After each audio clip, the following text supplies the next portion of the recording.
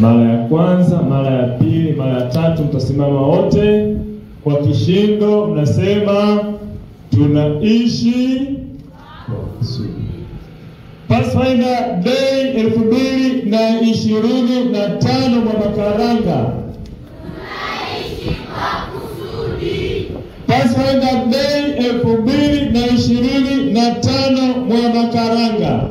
Tunaishi kwa kusudi. Sherehe kubwa ya watafuta njia 2025 Mwamakaranga. Tunaishi kwa kusudi. Mbele zako. Lakini kwa sababu Kristo alikufa kwa ajili yetu, Bwana, tunastahili kwa sababu damu ya Yesu inatutakasa. Damu ya Yesu inatufanya upya. Basi sabato ya leo ikawa ni baraka na kuona uso wako ukinena nasi kupitia mtumishi wako.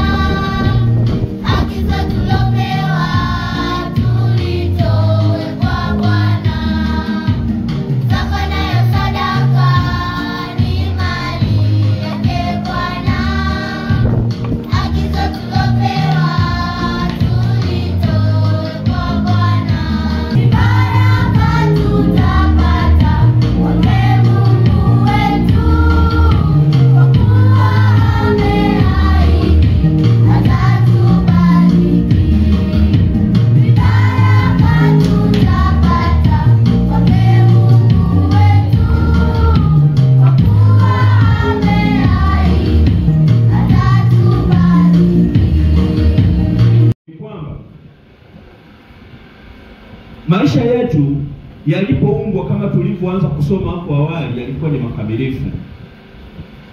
Lakini kutokana na hali ambayo imekuwa ikiendelea katika dunia hii, kutokana na dhambi iliyoingia hapo awali, tumejikuta tukigubikwa na hali ya dhambi ya kila namna. Na hiyo hali ya dhambi ya kila namna imeonekana kama madoa katika mioyo yetu.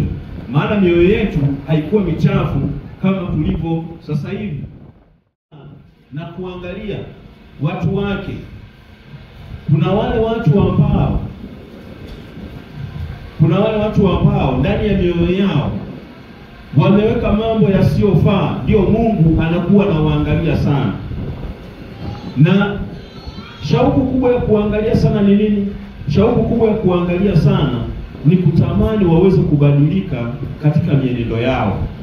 Na kwa jinsi hiyo watu wao unaweza ukashangaa katika maisha yetu ya sasa hivi watu wao wakadumu muda mrefu. Kwa sababu gani? Mungu ana makusudi nao ya wao waweze kubadilika mioyo yao.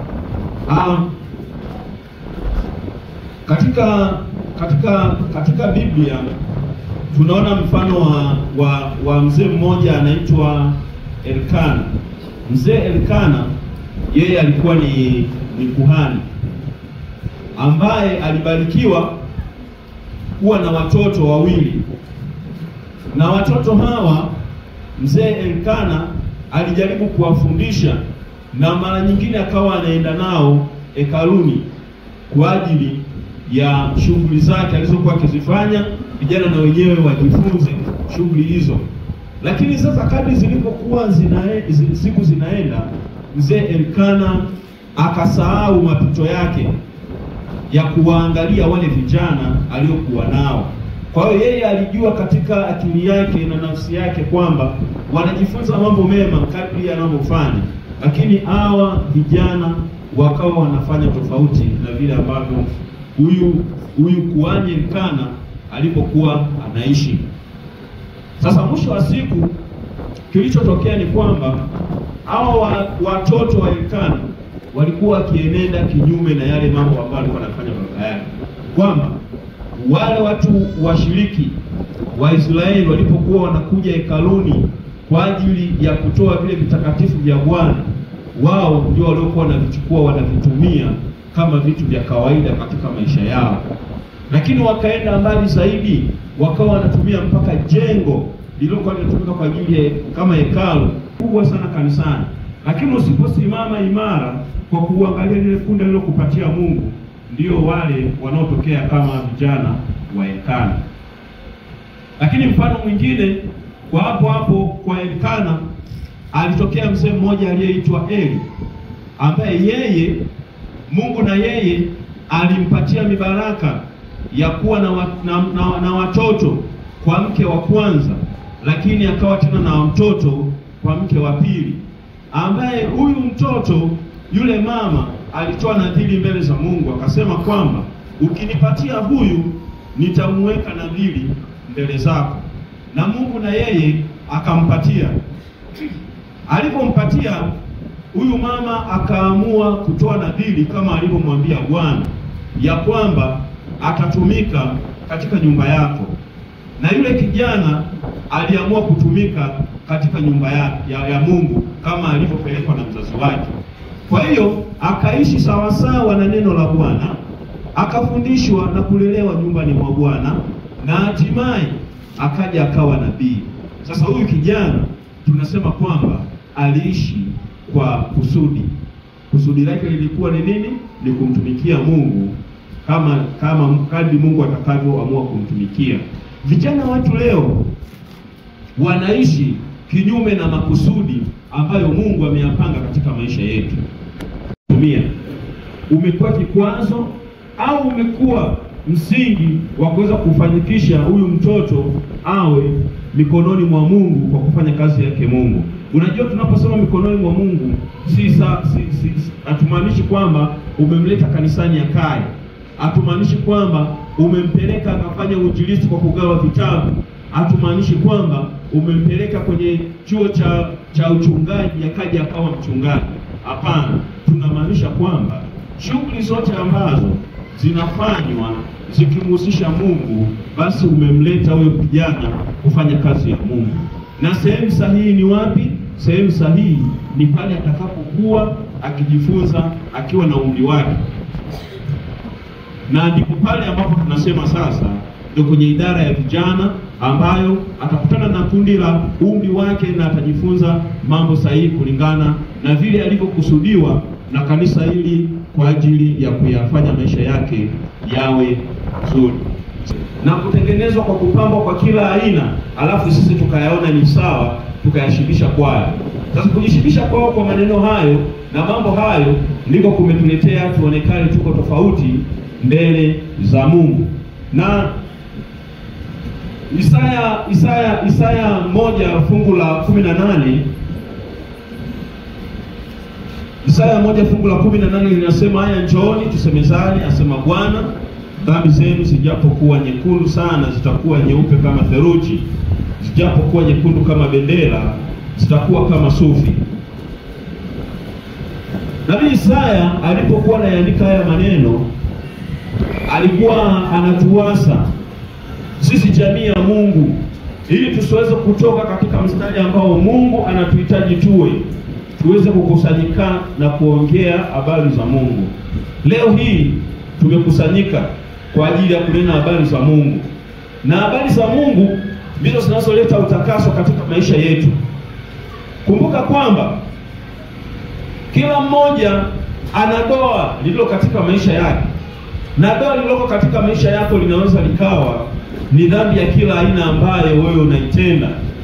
Je, una aina gani ya dhambi katika maisha yako inayosababisha uonekane uko tofauti na jamii ya Mungu? Wewe ni mwizi, wewe ni mlevi, wewe ni mtu mwenye chuki, lakini wewe ni mtu mwenye kutamani. Wewe ni mtu ambaye unaweza kufanya jambo lolote ambalo halimpendezi Mungu. Kwako hilo ni doa linaloweza kukutambulisha kwa Mungu kwamba ni mtu uliye tofauti na jamii yake.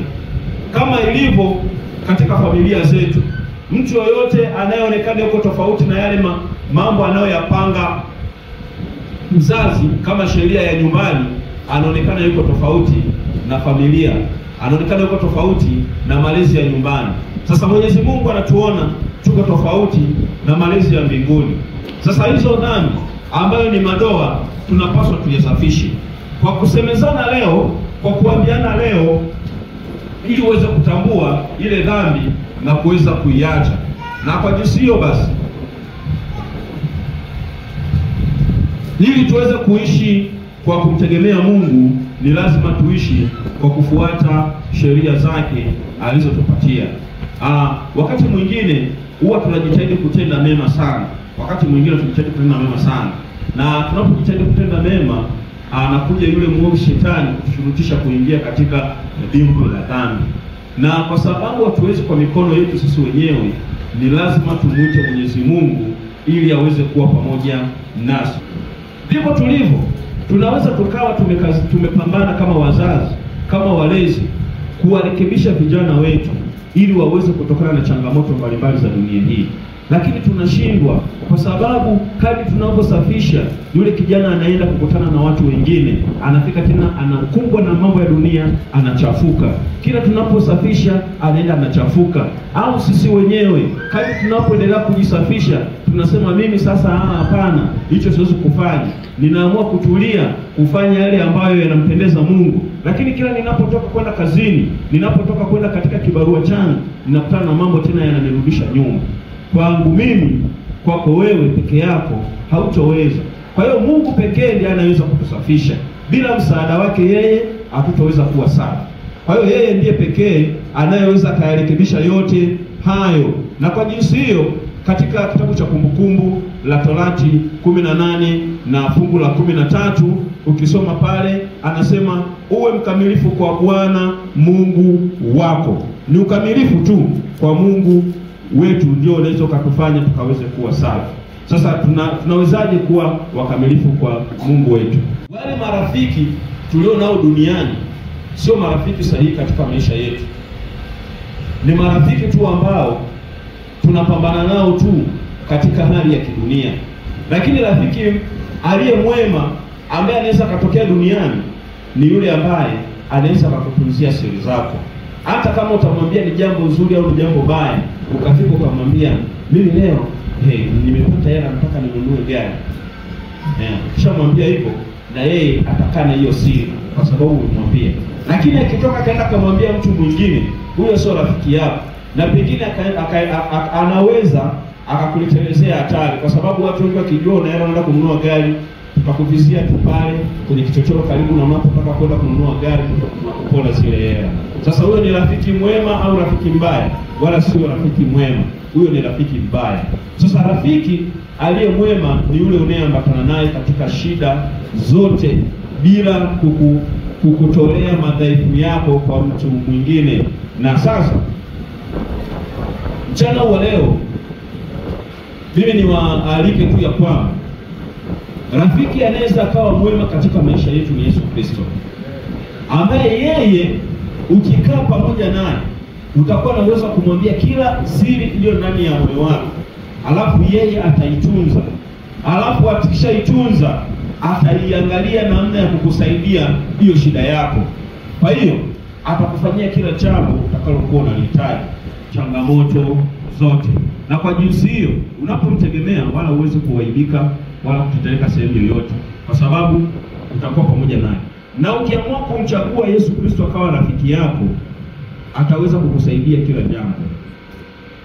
Kuna mtu mmoja alishawahi kusema kwamba tunafanya mahusiano na watu wengine, lakini tunaacha kuwa na mahusiano na Yesu. Na tukishaacha kuwa na mahusiano na Yesu, tunapokumbuka kwamba yeye anatatua shida zetu na changamoto zetu, tunapokuja kumwambia, na yeye anabaki kutusikiliza tu kwa sababu hatuna mahusiano naye, anasema aha, kwa hiyo kumbe leo ndio umeona shida yako ya muhimu unataka niitatue. Alafu na yeye anasema subiri kidogo. Anataka aone uvumilivu wako kwenye ile shida ukoje. Kama ni dakika 2-3 utasema Mungu na yeye nimemuomba hajanijibu, basi bwana mimi naenda kwingine. Anasema aha, kwa kumbe ulikuwa unataka cha kwangu, lakini wewe hutaki kunipa cha kwako.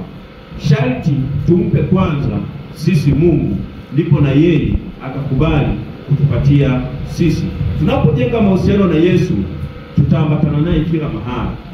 Atakuwa rafiki mwema katika maisha yetu, atakuwa rafiki anayejali katika maisha yetu, na hapo ndipo ambapo tutakapoamua kuketi miguuni pake. Ishia hapa tunaenda masengenyo haya, wala hautaenda katika nchi yoyote, kwa sababu hauwezi kwenda na neno la Mungu alijasema hivyo. Kwa hiyo Mungu anahitaji wale walio kamilifu na wanyofu katika njia zake, na njia zake ndio hizi ambazo tunaelekezana kuzipita kila mmoja wetu. Na kwa jinsi hiyo, mchana wa leo tutakapokuwa tukisimama na kumuomba Mungu, tutamwambia Mungu aondoe madhaifu, dhambi ambazo zinasababisha kuwepo na mchafuko katika maisha yetu, kuwepo na mchafuko katika roho zetu.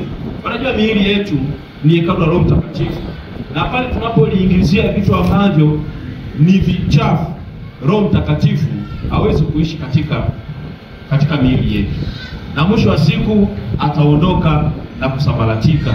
Na kisha ondoka na kusambaratika, tutabaki sisi kama sisi, na hautakuwa tena mwili wa Roho Mtakatifu, ila utabaki wewe kama wewe.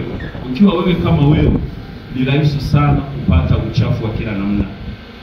Ni rahisi sana kuchafuka kadri uwezekanavyo. Ni rahisi sana kuvutwa na anasa za dunia. Ni rahisi sana kufanya kila jambo ambalo litakupeleka upotevuni, kwa sababu hautokuwa na mtu wa kukusaidia. Hautokuwa na Mungu atakaye kuongoza. Kazi za Roho Mtakatifu tunazifahamu. Vijana walijifunza katika juma la wiki hii, wakajifunza kwamba Roho Mtakatifu anatunong'oneza, anatusahihisha, anatutembeza kila sehemu tunakoenda. Yeye anayetuadabisha pale tunapofanya makosa, anatuambia tuache. Sasa hebu fikiria, hauna huyo Roho Mtakatifu anaweza kukwambia usifanye hayo mambo. Kuna jambo utakaloliacha? Hakuna jambo utakaloliacha. Ni sawa na mtoto mdogo tu asiyejua lolote, alafu akawa anaona moto, anaona zile ndimi za moto zinapowaka, anaona ni tamu, ni kali, ni nzuri, anatamani azishike. Sasa kwenye kuzishika ndiko anakoenda kuungua, kwa sababu anacheza na hatari asiyojua. Lakini kama mzazi au mlezi unakuwa jirani na kumwambia kwamba hapana mwanangu, hapana binti yangu, kijana wangu, ukishika utaungua, ule ni moto, yule kijana, yule binti, yule mtoto ataacha. Daktari alitueleza hapa katikati ya jana wakati tunajifunza, alitupa kisa kimoja hivi ni juzi usiku, kwamba kuna mtoto yeye alikuwa anacheza na moto, akaeka kidole akaungua, akalia kidogo akanyamazishwa akaacha, akaeka na mguu akaungua, akanyamazishwa kidogo akaacha, akaona sasa ni upige na busu, akaupiga busu mdomo na moto, na mdomo ukafanyaje? Ukaungua. Sasa akapata madhara makubwa. Mdomo ukishaungua unakula? Hauwezi kula. Kwa hiyo matokeo kumbe kama kidole unaweza kalishwa ukala, au kutumia mkono mwingine. Kama ni mguu unaweza usitembee lakini bado ukala. Sasa umeungua mdomo, tutapitishia wapi chakula? Ndio tutaenda tena kuwekea drip na vitu vingine mpaka utakapopona. Maana itegemea na madhara gani. Tukataza kutenda jambo lolote lililo baya. Kwa hiyo tutatenda kila jambo tukiliona ni zuri na linapendeza kwa macho, kama lile tunda ambalo alikula yule Eva, na mwisho wa siku tukaingia upotevuni. Inabaki kuwa ole wangu mimi na wewe tutakaokataa kuikataa sheria na sauti ya Mungu. Kwa hiyo somo letu linatuasa tu tuweze kubadilika na kutoka katika madoa ambayo yameingia katika mioyo yetu.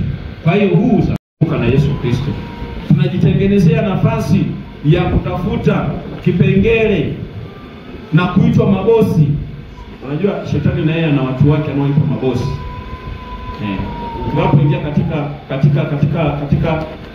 katika oli lake, na yeye anakuita bosi, na anaweza akakuita akakupatia na nafasi anayokupatia ni ile ambayo wewe tena unakuwa ni mtu mwingine. Unajua bosi ni yule ambaye unaweza kukuta labda ni kampuni umepewa, ufanye kazi ya kuwasimamia wengine, ufanye kazi ya kuajiri wengine, ufanye kazi ya kutengeneza mazingira ya malipo kwa watu wengine kila sehemu. Sasa na wewe utakuwa ni bosi wa shetani.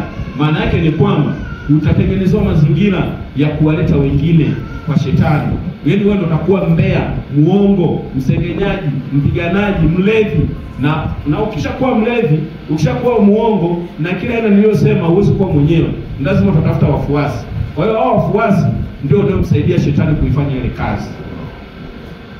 Sasa ni kwa nini umsaidie shetani ambaye tayari tumeshajifunza ana nafasi kwenye kiti cha enzi? Kwa nini usiwe rafiki wa Yesu ili ukaweze kuwaleta watu wengine kwa Yesu? Kwa tunapokuangalia tu tabia yako, mwenendo wako, maneno yako, unaweza ukawaleta watu wengi kwa Yesu, na ukawa ni shahidi mwema kwa Yesu kwa kuwafanya watu wengine waweze kumrudia Yesu na kumfanya kuwa Bwana na Mwokozi wa maisha yao. Wanaosema kwamba mchana wa leo kuna mambo mengi ambayo tumeyafanya, tuliyajua, lakini wengine hatukuyajua. Lakini kwa sababu niko katika dunia ya dhambi, na kwa sababu hakuna mtu atakaye kuwa salama katika dunia hii, wote tuko dhambini. Dakika moja au mbili ijayo ninaweza nikatenda dhambi na nikamkosea Mungu wangu. Sasa watu wa namna hiyo wanaotamani kusafisha madoa yao ya dhambi katika moyo wao, ni waombe wasimame ili tumlilie Mungu, tumwombe Mungu haweze kusafisha maisha yetu, yaweze kuwa safi na kuondokana na uchafu wa kila aina, ili ya kwamba kadri tunavyoishi Mungu akatengeneze kituo katika mioyo yetu, na sisi tukafurahi kuwa wana na binti za Mungu. Ulisema tukikuita utaitika, tunaomba uitike kwa ajili yetu. Asante Mungu wa mbinguni, kwa sababu wewe ndiye unayetakasa. Maana ulipomtuma mwanao Yesu Kristo kwa ajili ya kukomboa ulimwengu, damu yake tu ilitosha kufanya utakaso.